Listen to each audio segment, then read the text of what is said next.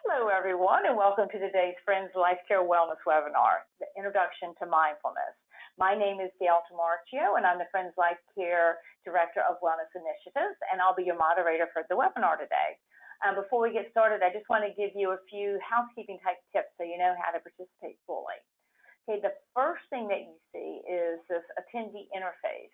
And on this interface, this shows you that you are listening in on your computer or tablet speaker system by default.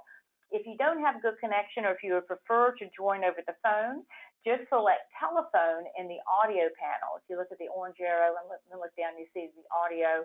Just click on that and you can hit telephone and it'll give you a number that you can call.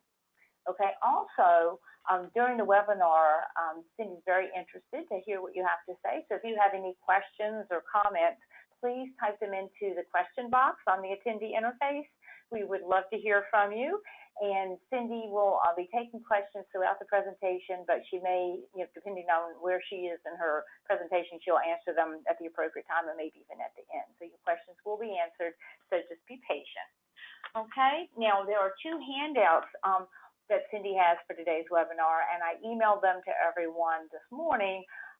So if you did not get those, you can also see them in the handout section of the interface, and you can just download those and if you want to follow along. You do not need the handouts in order to participate, but some people like to take notes, and she also has a resource list that you can use.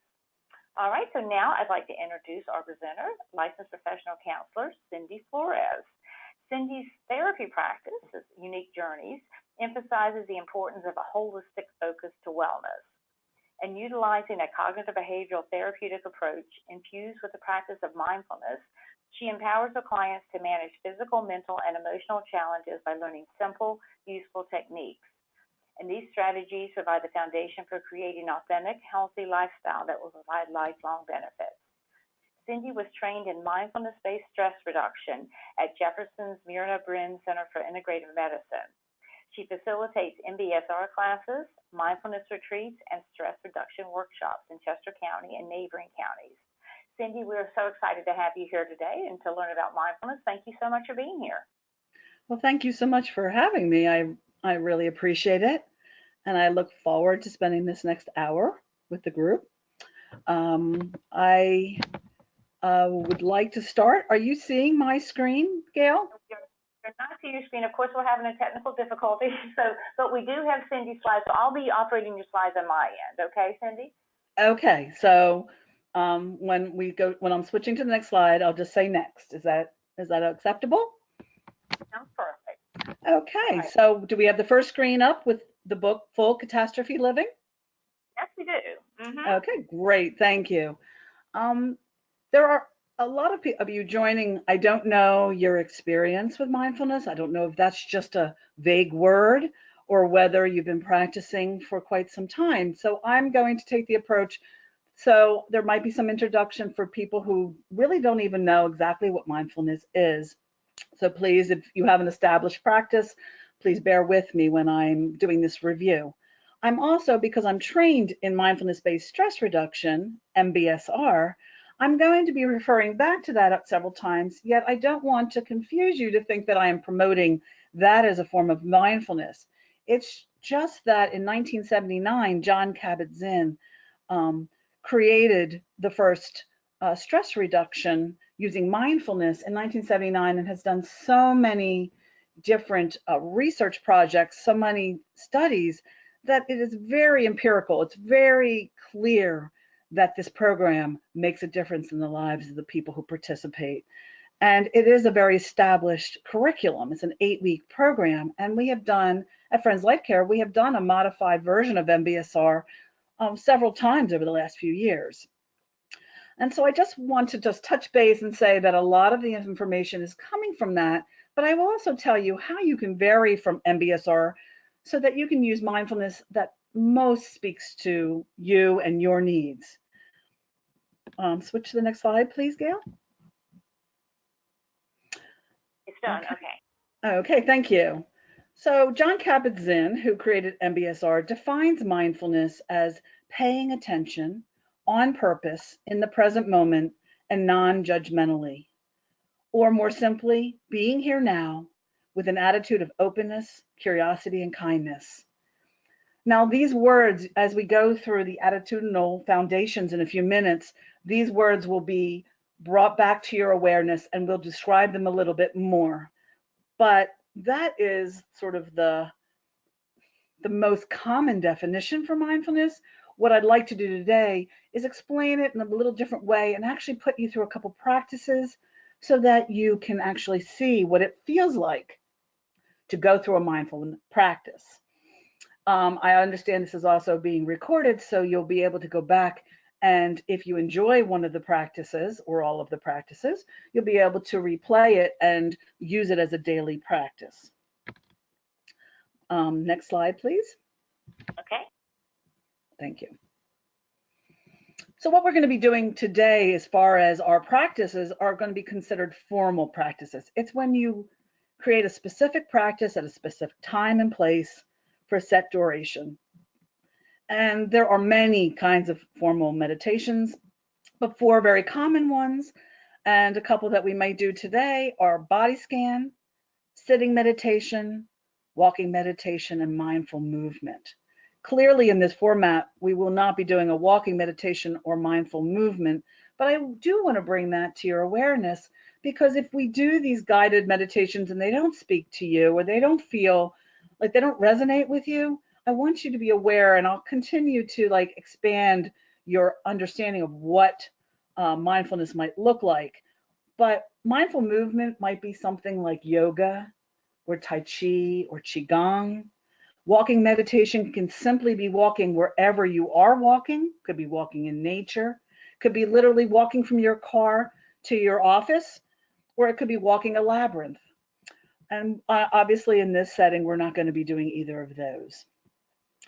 But I do want to highlight informal meditations, because that is something you can do on your own, anytime, any place. Because when people ask me what mindfulness is, I have a hard time defining it, because I do not see it as a practice so much as a way of life.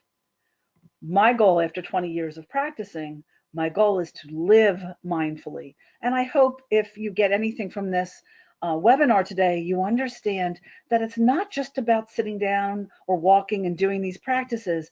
It is about a frame, a reference to life where you can get the fullness of the present moment, that you can choose your reaction to circumstances, that you are not captive to reactive ways in your life, that you can have this space in your life where you can step back and choose reactions to things. That is ultimately the goal of mindfulness, that it becomes a way of daily living. So informal practices could include, like John Kabat-Zinn talks about, when you're in the shower, be in the shower. In other words, don't be drifting off to an argument you had last night.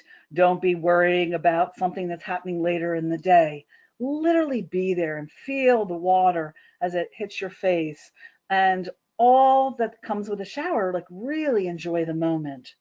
Another form of informal meditation could be, if you like gardening, it could be really paying attention to all aspects of gardening and not drifting off in your head. We are so on autopilot that we can drift off into our thoughts and not even realize we're not paying attention to what we're doing in the present moment. And what mindfulness says is we only have our present moment. That's really all that we actually have. The past is gone, the present hasn't arrived. And so why not make the present moment as full and as beautiful as it can be? Sometimes, one parts of my career, I actually am a mobile therapist. And most of you, if not all of you, may remember when we were kids, we didn't have all the technology kids have today. So we would go out, and maybe if it was a nice day with big white fluffy clouds, we would make things in our imagination out of those clouds. And so I even do that with some of the kids that I work with now. If I have the opportunity to walk with them or be outside, I will take that moment to say, what do you see in that cloud?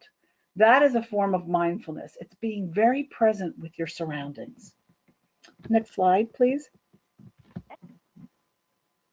I offer this slide just to reinforce that this has been a time-proven practice. It's offered, and this is probably an old slide at this point, but it's offered in more than 400 medical centers in the United States and around the world. That number is probably quite a bit higher now. And it's had over 30 years of research using different conditions to see if mindfulness will actually benefit certain conditions and help um, give relief to whatever is the ailment at large. Next slide, please. And I'm not going to go through each one of these individually. I really just put this up here so that you can see the variety of studies that have been done and the positive outcomes that have occurred with MBSR or a mindfulness practice. This is not a claim that mindfulness heals these conditions by any means, but the body is designed to heal itself. And if we give the proper conditions, the body has better chances of creating either healing or at least lessening symptoms. And we know that as far as if we eat healthy, we know we're giving the body the best chance to heal. If we exercise, we know this about other things. We've come to accept that for other things. Mindfulness is also a condition in which allows the body to be in a state of being to heal or at least lessen symptoms of chronic illness or pain. So these are some of the ones. You may relate to some of these, you may not, but it's more to say that mindfulness creates the state of being that allows the body to heal. Next slide, please. So you should see a slide that says brain changes at the top. And again, this is not a promotion of MBSR specifically, but so many studies have been done that I've pulled the results. And I think that these results of this study in particular might interest this group.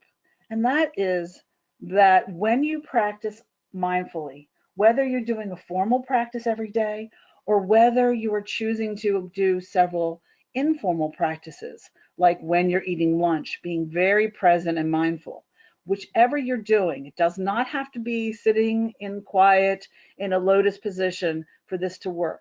It has to be the way you activate the brain through being mindful. That if you do this on a daily basis, studies have shown that the gray matter in the brain, which is actually the working part of the brain, actually increases associated with learning, memory, emotion regulation, and perspective taking. And I don't know too many people who could not benefit from increasing those areas, allowing the brain to work to your benefit. Just like if you did physical exercise and build up your muscles, it would make certain chores easier. This is, if you do a mindful practice, your brain is set to help you go into a better decision making, problem solving, memory retrieving kind of mode, so that you don't have to struggle as hard because the brain is already geared for those kinds of things. Next slide, please. Researchers have reported improvement in sustained attention and working memory measures in novice meditators who underwent MBSR training relative to a comparison group who did not undergo the training. In other words, some of the practices like we're going to do today, one of them is helping you to sustain attention. The more you do an activity that either sustains attention or helps you learn how to shift perspective by choice, the more it works the part of the brain that helps with memory, decision making, and problem solving. And studies have shown that over and over again through the last few decades. Next slide, please. Now, this picture I chose, this is actually a Canadian police force who are being trained in mindfulness. And if you think back on what I said, as far as mindfulness helping with decision making and problem solving and choosing the way you're going to react, I think we want our first responders to have a brain that is geared for that type of work. We want our first responders to be able to make good decisions, quick decisions, and to be peaceful and not up in fight or flight. You want them to be calm so they keep the people calm that they are dealing with.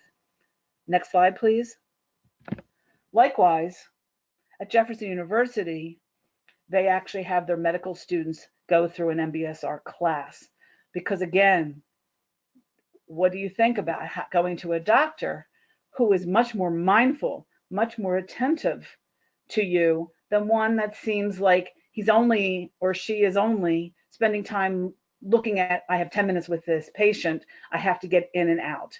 I think we both have all experienced both types of medical care. The one person who seems like they're not really present with us, and the one that really takes the time to listen to us, to focus on us. And I would imagine that I can speak for all of us to say we really feel differently when the person is present with us and really cares what we have to say rather than just telling us what to do. Next slide, Gail. And studies have been done that have shown that when medical professionals go through this training and make mindfulness a way of life, that they will show improved empathy, improved attending to patient experience of illness. And patients have reported that they trust these medical people more than the ones who aren't being mindful. They also feel that prescriptions are done more mindfully, and so they're done in a way that is in the best interest of the patient and ultimately has shown to lower healthcare costs. Now, if it's doing that for our professionals and you choose a mindfulness practice, you too will experience and interact with others in a way that's more empathic, in a way that allows people to know you really are present for them. So mindfulness is not just about the personal benefit that you get, it's also about improving the interactions that you have with others. Because in any day time, we probably come across people, maybe strangers, or maybe people that we see daily and love. Do we not want to maximize the interaction that we have with those people? Because the present moment is really all we're given. Next slide, Gail. So what I'd like to do is to give us a little bit of a taste of what a formal practice might be. This might be familiar to some of you. This might be brand new. So I'm going to come from the perspective for the people who have never done any formal mindfulness. I'm going to come from the perspective that we're all novices. And I'm going to start with the breath.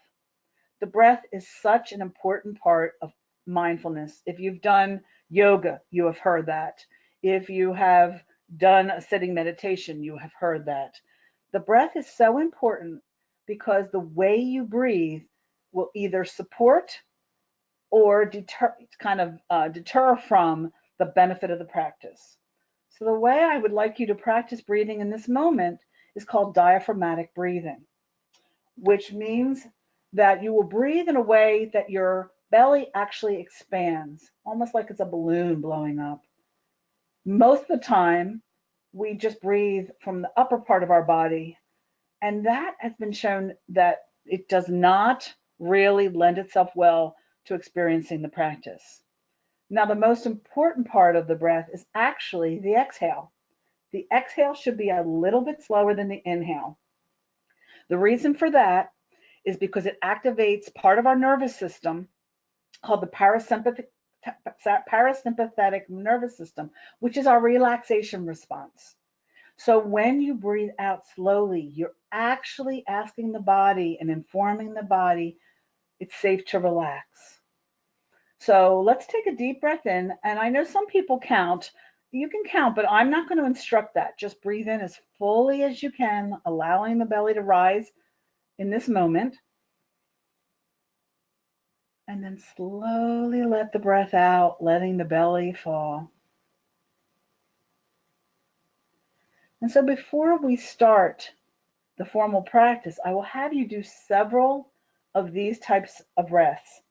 And if you learn and take away nothing else from this webinar, remember when you're in a stressful situation or you're going to encounter a stressful situation, you can always do this deep breathing, maybe do 5 or 6 of these breaths. And what you have asked your body to do is go out of the kind of fight or flights, kind of bells and alarms kind of system, and to go into the relaxation mode. So every time you breathe like that, that is you're informing the body it is safe to relax. So we're going to start by doing that breathing. Since you are wherever you are, you could be laying down if that suits you, or if you're sitting, I ask you just to sit so that your spine is erect and that your head is sitting sort of balanced, in the middle of your shoulders, that it's not cocked to one side or the other. This just really helps the flow of energy and just actually promotes a better experience with mindfulness. And this is going to be called a body scan. And what I'm going to do after we do a few deep breaths is I'm going to encourage you to bring your attention to one area of the body. And when you bring your attention to this area of the body, this is sustained focus. And this helps the brain in that area to sustain and hold focus. And I'm not going to ask you to do anything, to change anything. Just be aware of whatever you notice. It could be a sensation in the body. It could be a thought.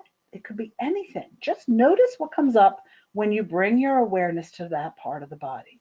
And we will just take maybe a few minutes to kind of go down through the body, and I will instruct you to shift to another part of the body. And every once in a while, I'll bring you back to the breath so that we make sure that you continue to breathe in a way that is supportive of the practice. You may keep your eyes open or closed, but if you keep them open, I suggest that you don't focus on something that could distract you. Just kind of maybe have a gentle gaze at a wall or the floor. Okay. So if you're in position, either sitting or laying down, with your eyes either closed or just a gentle gaze, I invite you to take a deep breath in, allowing the belly to rise on the in-breath and fall on the out-breath. And do this 3 more times at your pace. In on the in-breath, allowing the belly to rise. And slowly fall on the out-breath. And 2 more times.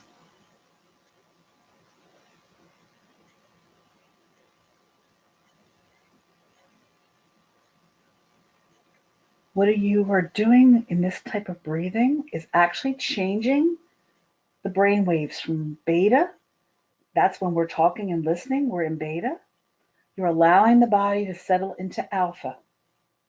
10 minutes of being in that alpha state of mind is as nourishing and restorative as an hour's nap. So if you do a 10-minute breathing exercise, it would be equivalent to laying down for an hour and taking a nap. So continue to just take a couple more breaths, allowing yourself to settle, your body to relax.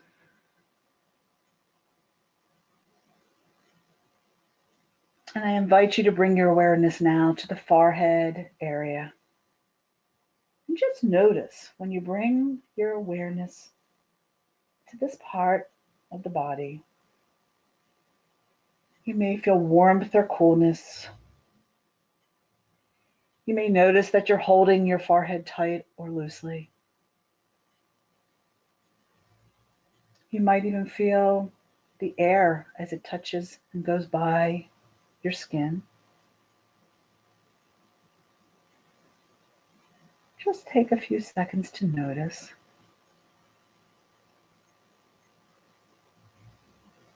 No need to change anything.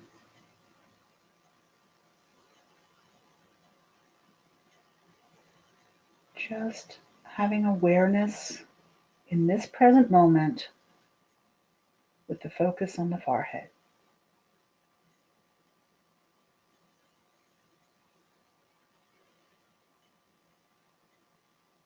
And then lowering your awareness now to the jaw and the mouth area. Just noticing whatever. Maybe your jaw is clenched. Notice where the tongue is in perspective to the mouth, up against the roof of the mouth, up against the teeth.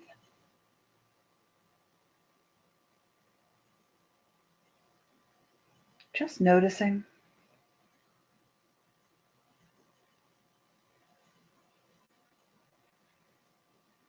And if you choose to do so, just drop the lower jaw ever so slightly and see if that shifts anything in your awareness.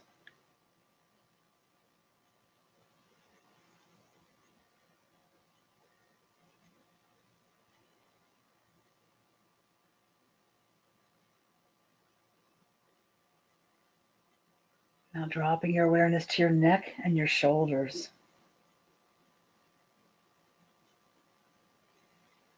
How is it different in this present moment as you shift to this area of the body?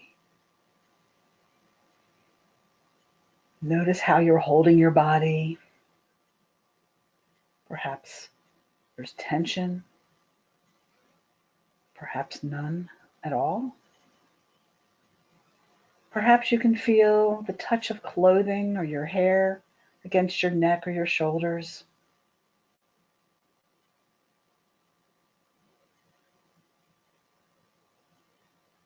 Just noticing.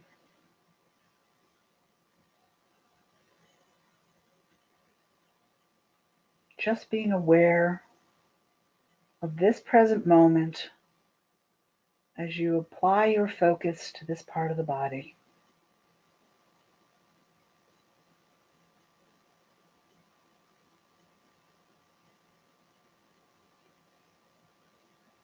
Now shifting your awareness down your arms. Just allowing your awareness to run down your arms, your elbows, your forearms, your wrists, your palms, your fingers.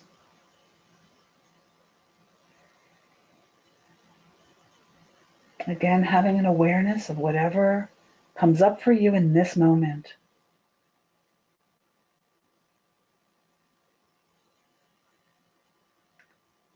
Sometimes people feel a tingling or sometimes a numbness when they do this. Sometimes they feel no sensation at all. You may feel dryness or moisture in your palms.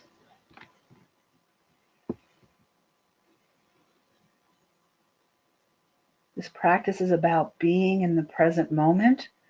It's not about doing it right or wrong. It's just about noticing what comes up for you specifically.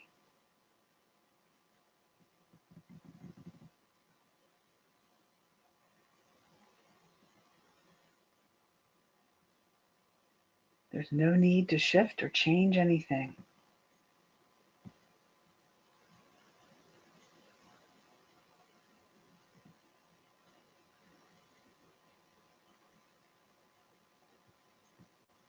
Now I invite you to bring your awareness, shift your attention to your torso and all the organs within your body. Perhaps start with the awareness of the lungs and notice how your body shifts subtly with the expansion and contraction of the lungs.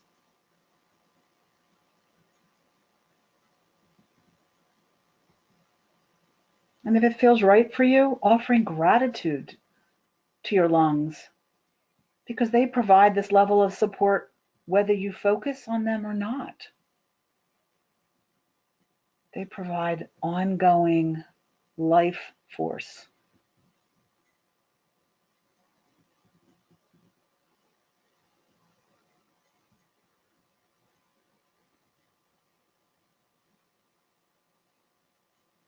And how does the present moment shift if you go to the heart and bring your awareness now to the heart? You may even be aware of the gentle pumping.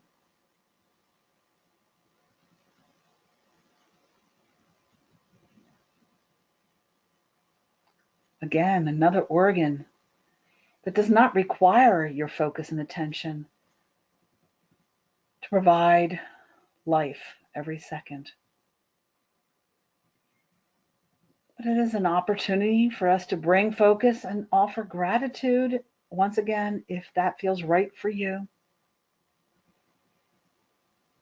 in this present moment.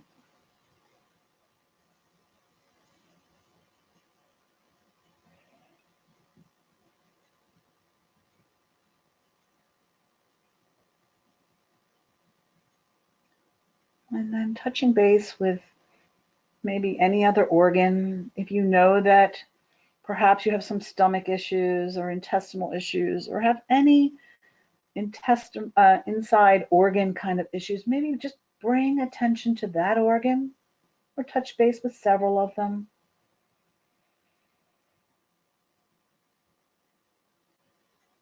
Even if you don't know where they're exactly located, in your mind's eye, just touch base. Use in your mind's eye the word,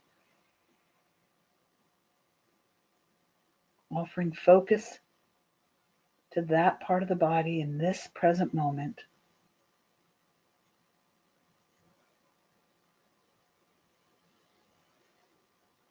You may want to check back in with the breath and see if you are breathing in a shallow way or if you're taking those deep, nourishing breaths.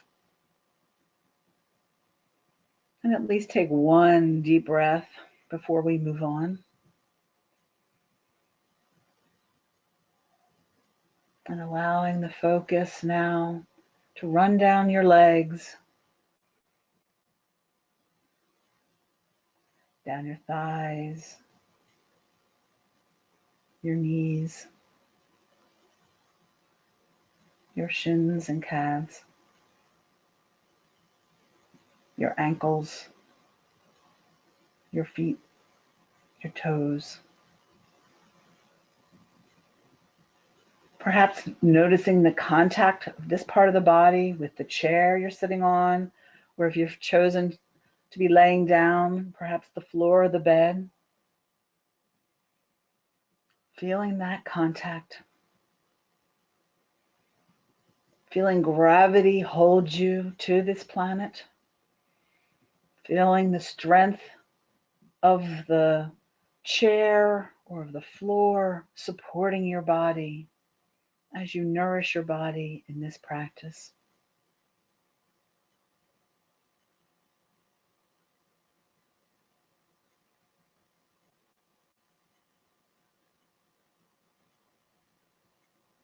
Just being present with this part of your body.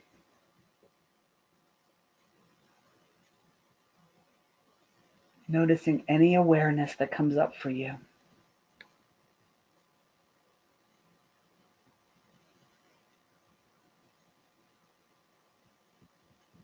And now come back to the breath. And to finish our practice, just take 2 more deep in-breaths and out-breaths. And that will be the end of our body scan for today.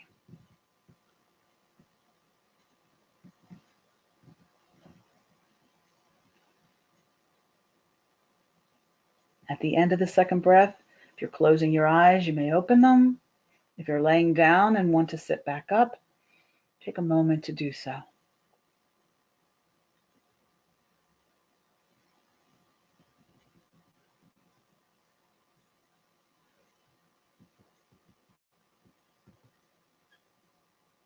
I'd like to take a moment to ask if you have any questions, and Gail, you'll have to field any questions that might be asked. It could be pertaining to this practice or anything that maybe you want more clarification on that I have not spoken to fully. Cindy, we do have a question on how it says, how should one be breathing? Be breathing? Okay. I know people get concerned because I start the practice, and I don't know if this individual was there when we started the diaphragmatic breathing, but the breathing is best if it is deep and there's a slow deep breath and the belly's rising on the in-breath, and on the out-breath it's a little bit slower than the in-breath. That is the way that it supports the practice best. I know people get critical of themselves because they don't seem to sustain that in a guided practice, because they're concentrating, they're paying attention to the guidance that I'm giving. So that's natural. People get challenged and think they're supposed to be doing the diaphragmatic breathing all the time. And that really will kind of shift to the background when you have the awareness of the body. So I hope that's helpful. Thank you. Any other questions? That's the only one so far. Okay, then I'm going to move on. And Gail, if another question pops up and someone wants clarification of that part of our webinar, I'd be more than willing to go back and give more clarification. But let's move on to the next slide. And I know this is a sort of a wordy, busy slide, so I'm just going to kind of summarize it. You do have access to the PowerPoint, so you can always go back and refer to it if maybe you want more information on this. But there are 7 attitudinal foundations of mindfulness. And I chose to do that after the practice because for those of you who maybe aren't doing a daily practice, I wanted to use that as a baseline. The next practice, I would encourage you to at least bring in 1 or 2 or several of these foundations and check in with yourself to see, okay, what areas might I work on? What areas could I further develop? And the first is non-judging. And this is one that trips most of us up because by age 6, I think we become aware that we're being judged in some way. We're either getting a gold star for our paper, or we're being told we're the tallest or the fastest, or we know that we're being compared to others or being compared to ourselves. And so judging, though early on, the teachers aren't and the parents aren't trying to create that kind of judgmental attitude, we tend to take it on. And so many of my clients and people that are in my mindfulness classes, they judge. If looking back on the last practice, maybe you were even judging your performance. Gee, I wonder if I'm doing this right. I wonder why I can't do the breath the way she's describing. Because I've had people who've had breathing issues say, I can't breathe easily the way you describe it. And I would say, if that's true for you, mindfulness is about being true to you. In other words, if you can't breathe as deeply as maybe someone else, just stay with what is right and true for you. So it's just about noticing when we're doing this awareness. It's not about judging. If there was a part of the body that judgment came up when we did the body scan, just be aware that maybe non-judging is an area of growth for you. And we'll keep coming back to these. We'll talk about these again, or you can feel free to ask questions about these. The second is patience. It's letting things unfold in their own time. And I have here, a child may try to help a butterfly emerge by breaking open a chrysalis, but chances are the butterfly won't benefit from this help. Now, I had this PowerPoint developed long before yesterday, and ironically, I went into a 12-year-old's home, and he said, Miss Cindy, come over here. I have something to show you. And interestingly enough, he had this mesh dome on this like platform, and inside was a branch. And he said, look under that leaf. And sure enough, was this chrysalis that had cracked open and a monarch butterfly that had just emerged 2 hours earlier. And he was so excited because they had had a couple caterpillars for a couple weeks, and it finally, after 2 weeks, it emerged. Now, this is a client who has impulse control issues, who has no patience, needs immediate gratification. But he knew that if he was to speed up the process, he loves nature and would never hurt anything. He knew, because his mother had informed him, that if he did anything to alter that chrysalis and break it open earlier, that the wings of the butterfly may not be strong enough to fly. So that's an informal mindfulness practice. He was practicing patience by watching this butterfly emerge at its own pace. But we can apply this to our own lives, because how many of us don't have experiences where we wish things would go faster? Maybe there's an event coming up and we wish it would arrive quicker. Will that help it arrive quicker? No, of course not. And what do we lose? We lose our present moment when we spend our time in our mind dwelling on the past or looking towards the future. So patience is one of the foundations. Beginner's mind is, especially, I think everyone that is on this webinar, I would assume, is probably at an age where you can look back over much of your life. So there may not be many things that are happening in your life that are brand new. But if you can remember the first time you saw the ocean, or the first time you were with your child or a grandchild, or you saw another child see the ocean or the Grand Canyon, it's that sense of awe.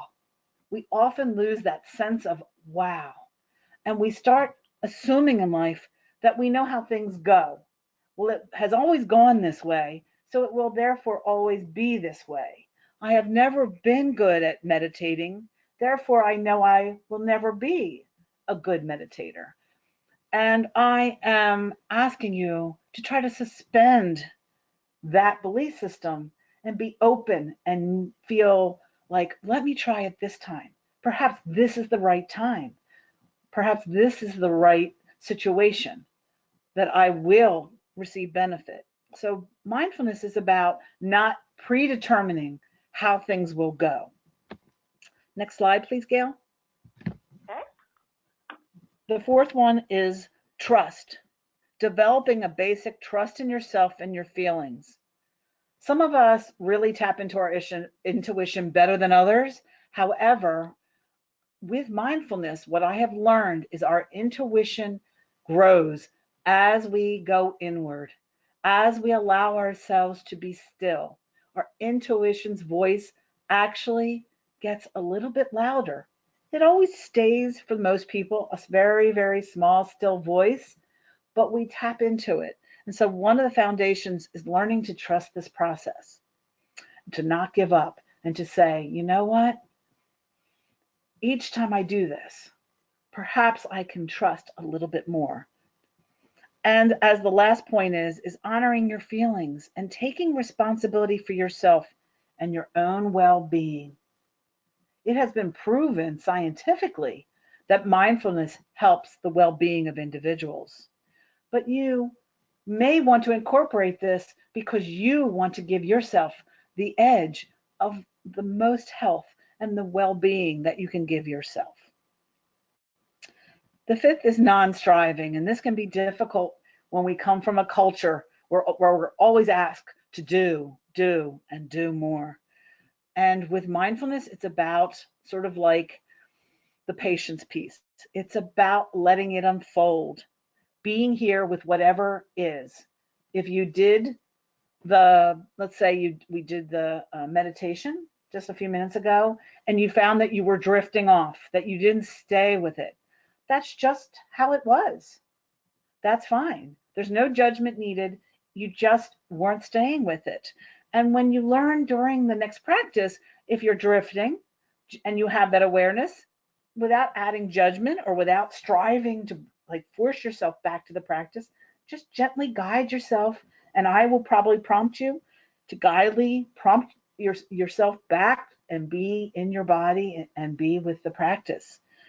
So non-striving means just being here, however that is for you. Next slide, please. 6 is acceptance.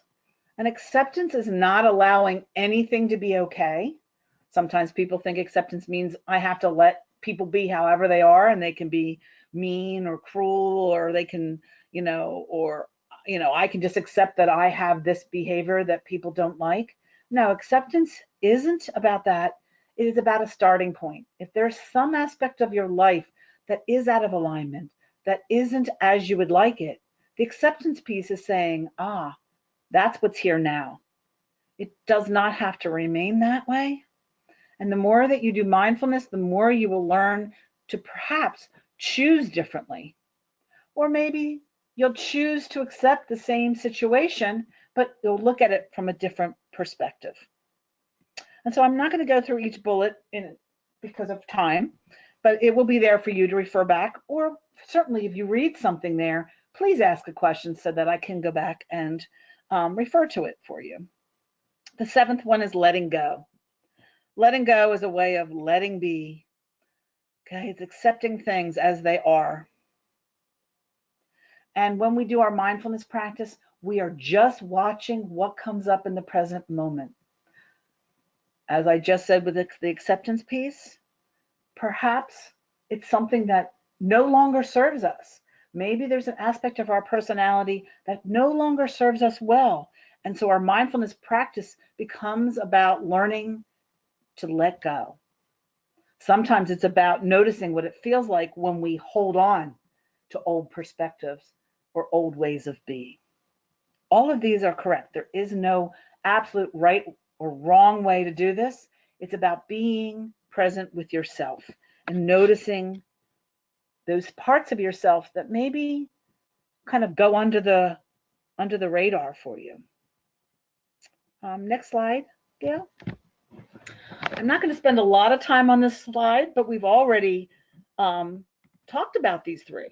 One is the intention. Now, you all had your own intention for being part of this.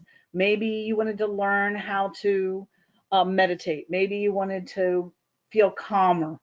Maybe you've heard the word mindfulness and you didn't know what that really was all about, and you were just curious.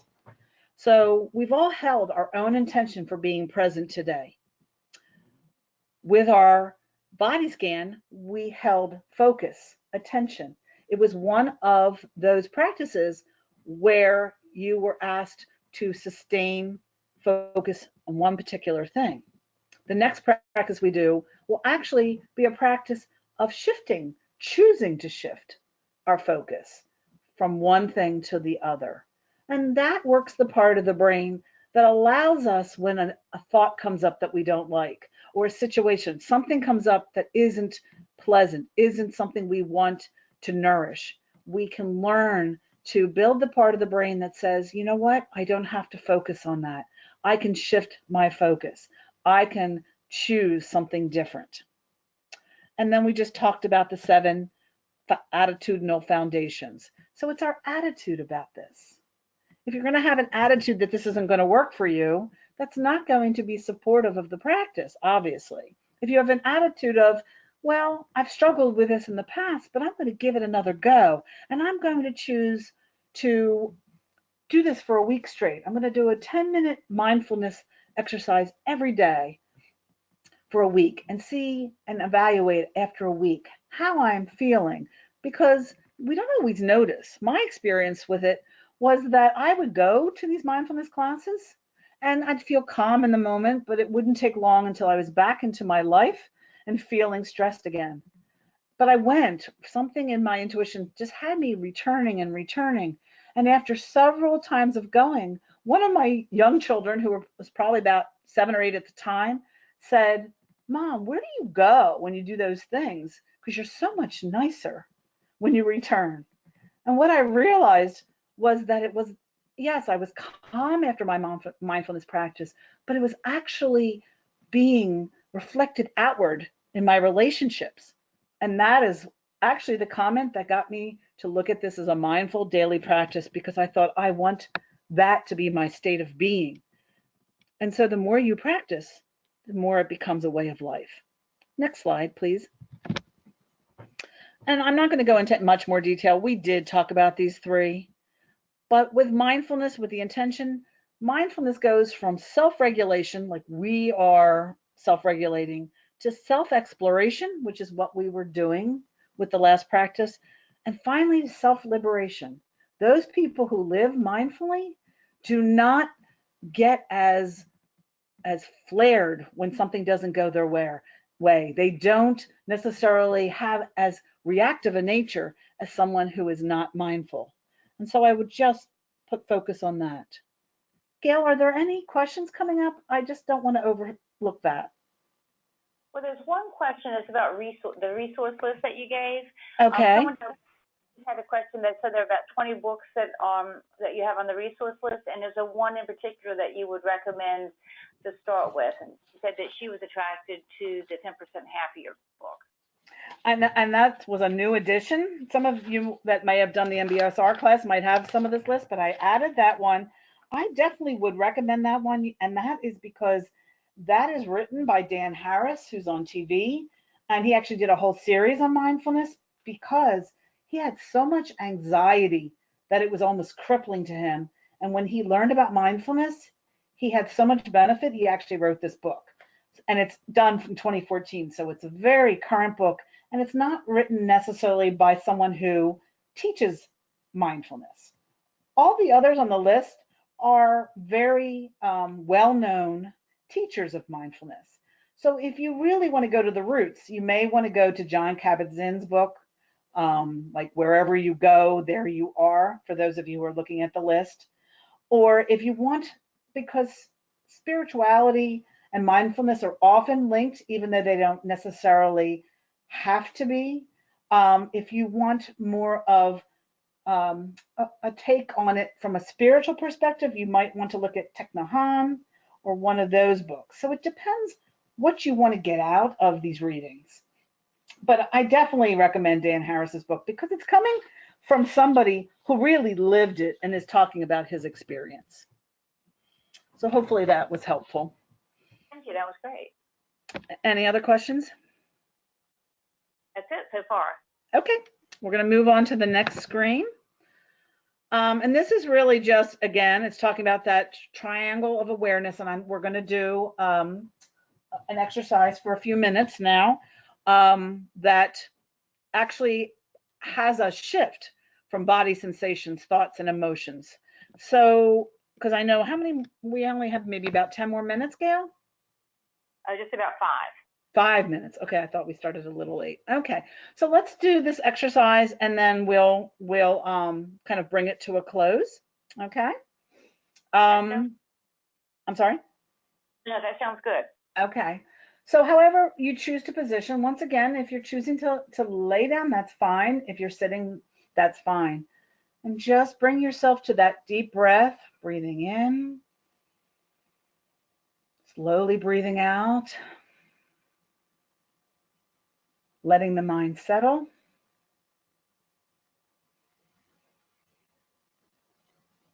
And notice whatever part of the body is speaking to you now. Perhaps you have an ache or a pain.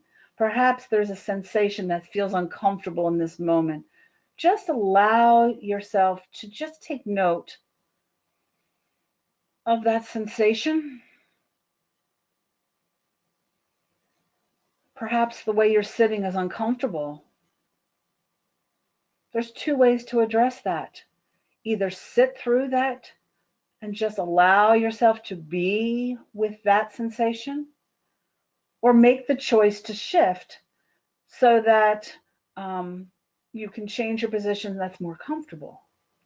Many times in life, we're in uncomfortable situations. Sometimes we can alter the situation, and sometimes we do not have the ability to change things. Mindfulness allows us to have that access to know the difference. I must be with this sensation, or I can act and change the situation. And as I say that, shift your awareness to your thoughts. Perhaps thoughts came up when I said that. Perhaps the situation you're in came up and thoughts are arriving. Perhaps some of those thoughts aren't pleasant for you. And if that is the case, one of the practices you can use in this moment is to see that unpleasant thought sitting on a cloud and watching the cloud drift away out of your mind's eye and taking the thought with it and noticing that thoughts are just things. They do not have power on their own unless you allow them to stay and dwell where they take root. And so if we have a thought that is stressful, that is uncomfortable, we can choose to shift our focus and allow those thoughts to drift. Of course, for some that will take quite a bit of practice, but it is possible.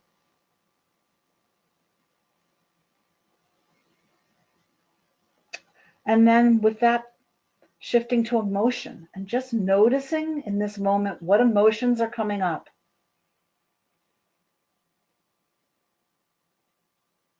Perhaps you're feeling calm.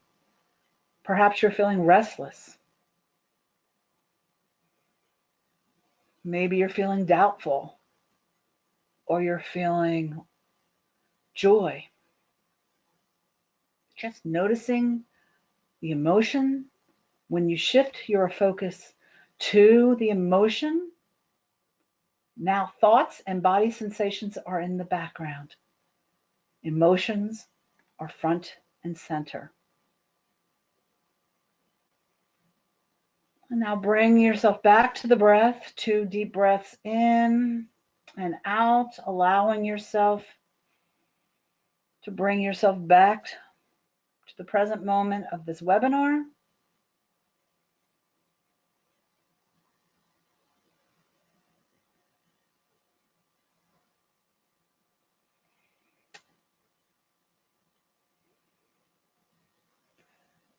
Now that practice, if you should repeat it, that was short for in lieu of the time that frame that we have, but you can find other practices of like that.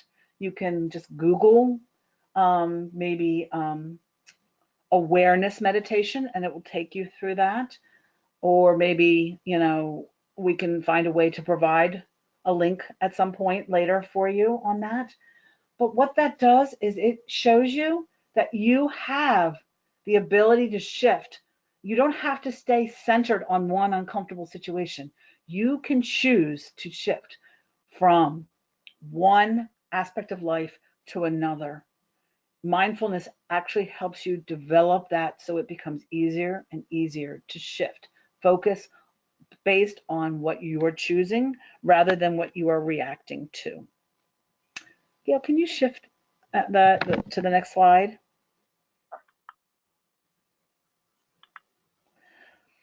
And what I have listed here are things that can interfere, and we've already talked about some of these. The one thing we won't have a lot of time to talk about is in dealing with relationships. But I would encourage you, if you look at the third one, taking sides. Right now, with a lot of my clients, there's such polarization in the political world, and people are taking sides, and it's creating a lot of stress for a lot of people. With mindfulness, it's not about having a position, something that you stand for, something you believe in. It's not about eliminating that, but it's allowing yourself to be open that other people believe differently and allowing them to believe differently so that you don't create an internal world of stress, because we cannot control others. We only can control our thoughts and what we do. And mindfulness teaches us to let go of trying to control others, because it is absolutely useless. We cannot control others. And so I did want to point that out, since we're not going to spend a lot of time on the relationship part of mindfulness. Perhaps we can do that at another time. Next slide, please. But when we are in communication, what is good is to tap into the attitudinal foundations of awareness and non-judgment and patience. Because when we're not so busy trying to be right, we actually can communicate better to others.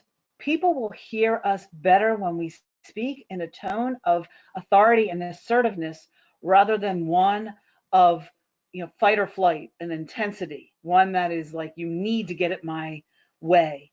When we go into that mindful, assertive stance, we can speak our mind and we can let others speak their minds, and communication is open more fully as a result.